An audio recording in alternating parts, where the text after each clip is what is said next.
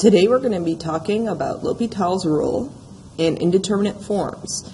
And what L'Hopital's rule is an easier way to do limits if you have what they call the indeterminate form. So the indeterminate form is when we would do direct substitution and you would plug in 0, the sign of 0 is 0, plug in 0 on the bottom, we get 0. So our indeterminate form is when we get 0 over 0, or if we would get infinity over infinity.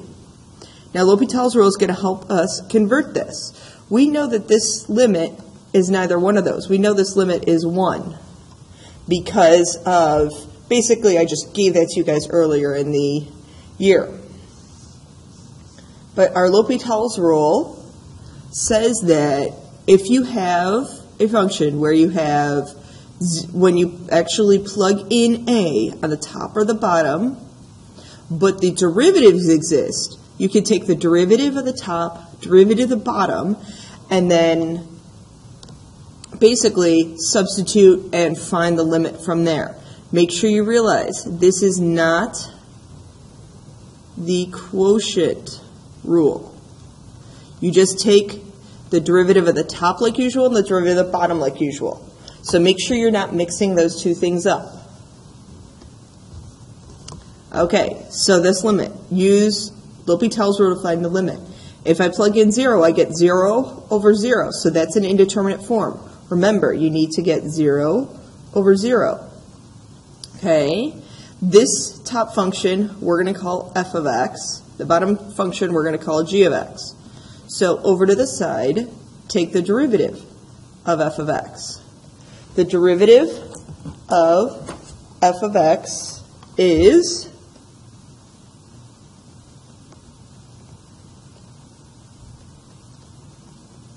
and the derivative of g of x, the derivative of x is 1. So from here, we do the limit as x goes to 0 of now the top function, which is 1/2 4 plus x to the negative 1/2 over 1 when we plug in 0. Now I plug in 0. I get 1 on the top. I have 1/2 over times by 1 over the square root of 4, because remember, fractional exponent means it's a root, and negative exponent means it's in the bottom. So we have 1/2 times 1/2, which that simplifies to 1/4.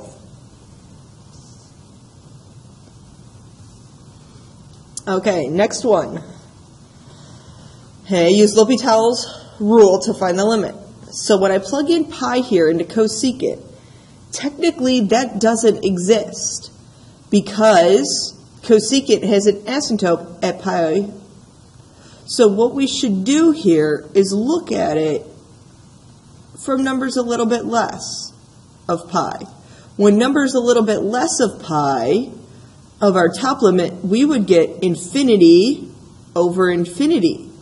That's again another version of our indeterminate form. So find the derivative of the top function. The derivative of the top function is negative cosecant x cotangent x.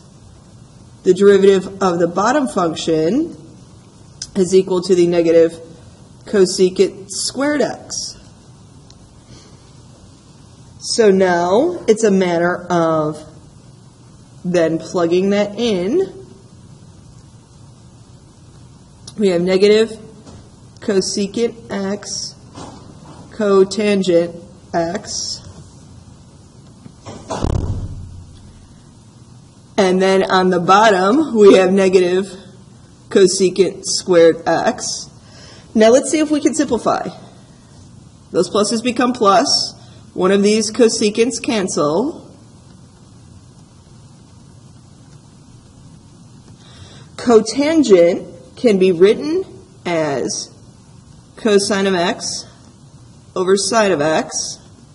1 over cosecant is the same thing as sine of x on the top. So really what we have here is equal to the limit as we go to pi of the cosine of x, and that value is equal to a -1. So this limit, even though it doesn't seem like it has a value, it actually has a value of 1. Now this is deceptively an indeterminate form. Okay? Because if I were to plug in infinity here, we would get infinity times 0. And we don't know what infinity times 0 is.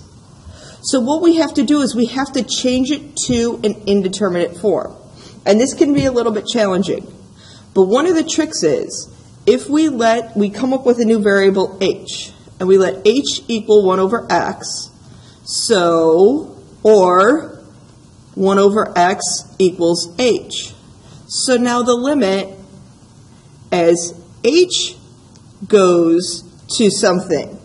So if x is going to infinity, h would be going to, if I plug in infinity there, h would be going really close to 0. I meant to put over here 1 over h equals x. So what we're trying to do is we're trying to put this into our regular indeterminate form of 0 over 0 or infinity over infinity. A lot of times this is going to happen when you have an infinity in there. So 2x, now write that in terms of h. That's why I changed this. X is equal to 1 over h.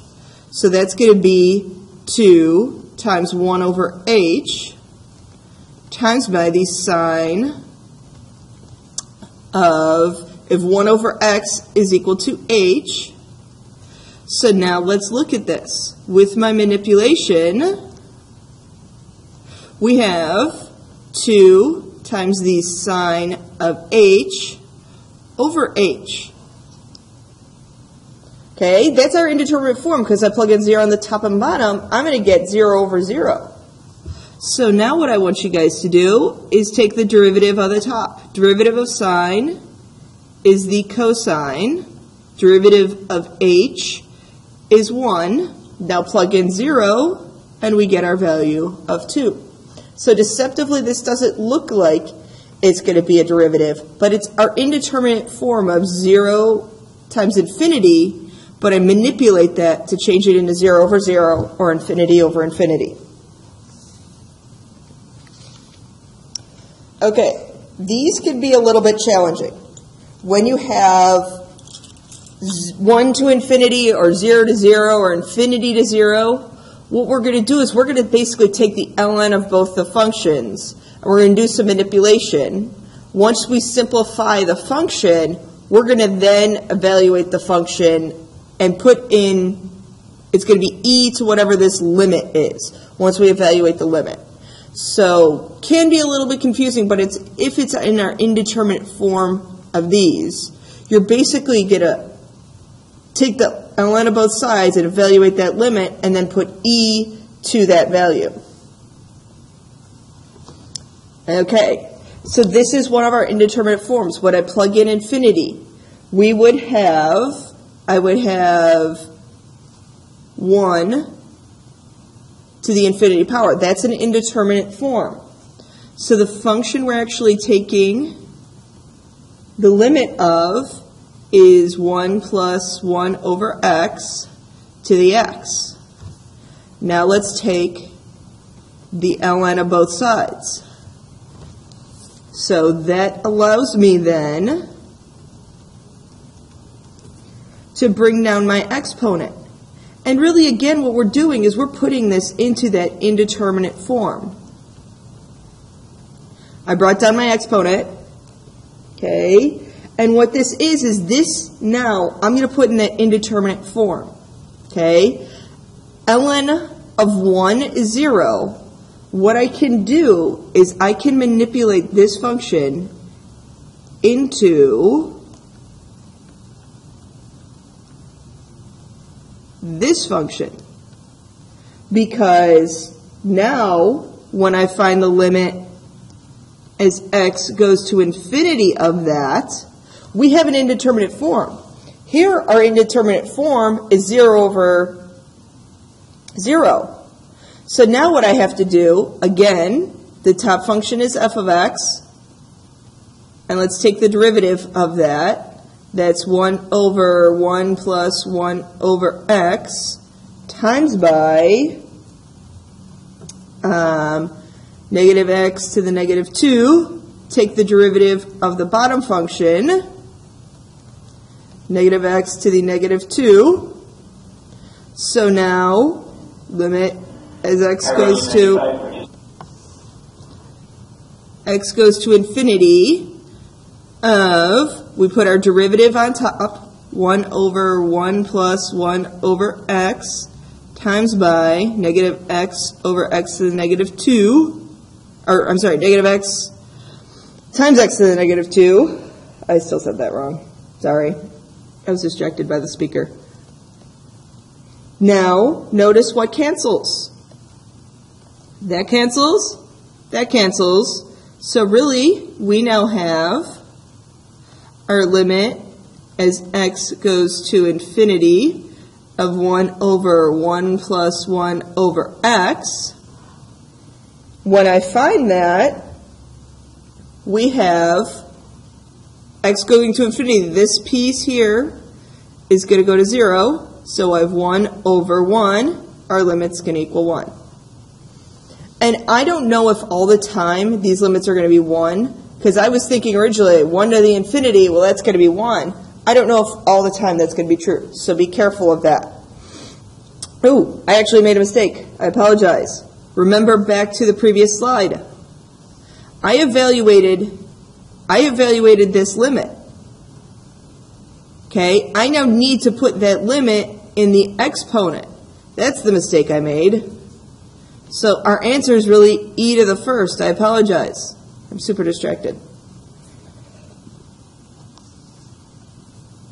Okay, next one. And this works also for one-sided limits. I have 0 to the 0 power. Okay, so our function here now is x to the x. We ln both sides, allowing us on this right side to bring down the exponent. Okay, then we take our limit of x times the ln of x. So this originally was an indeterminate form of 0 over 0, but remember, we need to change it into the form of 0 over 0 or infinity over infinity. So when I plug in 0 there, that's going to be an infinity. We need to do that same trick that we did before, where ln is going to stay on top and 1 over x is going to go on the bottom, because now I have 0 over 0. I take the derivative of the top.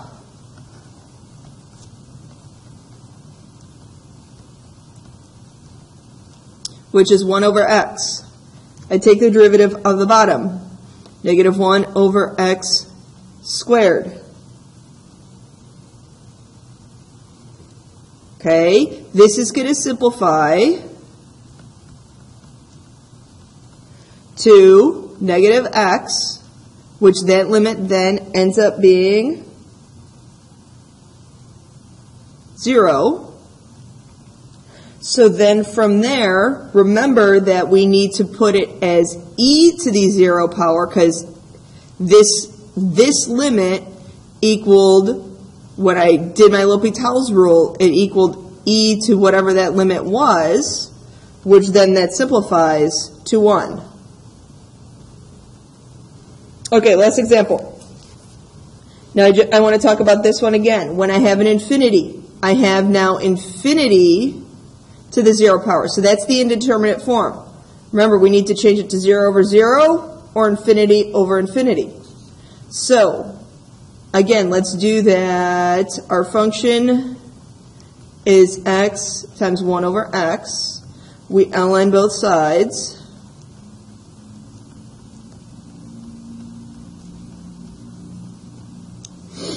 Okay. Now, what we have here is when I actually take the limit of that function to infinity, we have ln of x over x, and that's going to be infinity over infinity, so it's this L'Hopital indeterminate form. So what I can do is I can then take my derivative of the top, which is 1 over x, derivative of the bottom,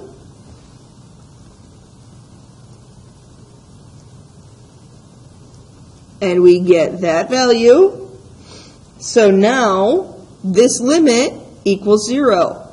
Remember, this is one of our special indeterminate forms. So what I've evaluated as that limit, I then need to put in e to the 0, which is going to be equal to 1. And that's it. That's our L'Hopital's rule. It's going to be super helpful evaluating some limits. A lot of times you're going to find this in multiple choice, I have a feeling, on REP. And please make sure your lesson summary is submitted on time.